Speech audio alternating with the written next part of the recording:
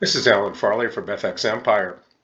Las Vegas Casino Board just reported very strong growth in November for the local casinos. However, Macau numbers are still lagging behind very badly, with December numbers showing just a 1.8% improvement over 2020's dreary results.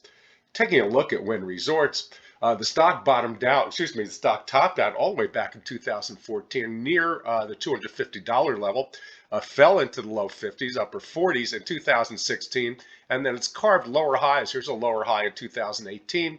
Here's a lower high in 2019, and here's a slightly higher high in 2020, and then fell to an 11-year low in March of 2020, and it looks like it's posted another lower high here in March 2021.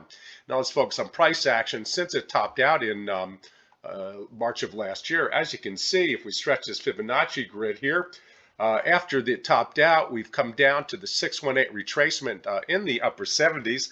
It's trading now in about the middle 80s, right here below the 50-day moving average and the 200-day moving average.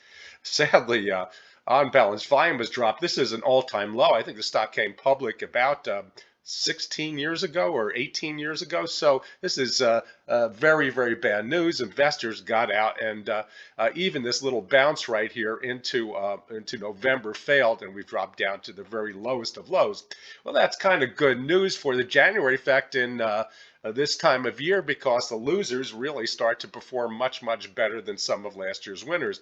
Now, Wynn Resorts lost about, I think it was 20 or 25% last year, but the cumulative two-year loss going back all the way right here to about the beginning of January is something like 60%. So as you can see, the stock has taken a major beating. Now, Chinese officials have just issued a new guidelines for obtaining casino licenses in Macau, which may improve the situation somewhat since those licenses are expiring this year.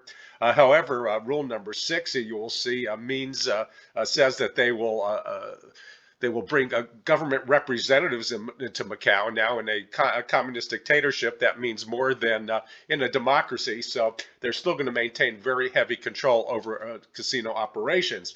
So should be improvement in Macau in 2022, but Morgan Stanley is now projecting something like just about 30 or 40% of 2019 income for next year.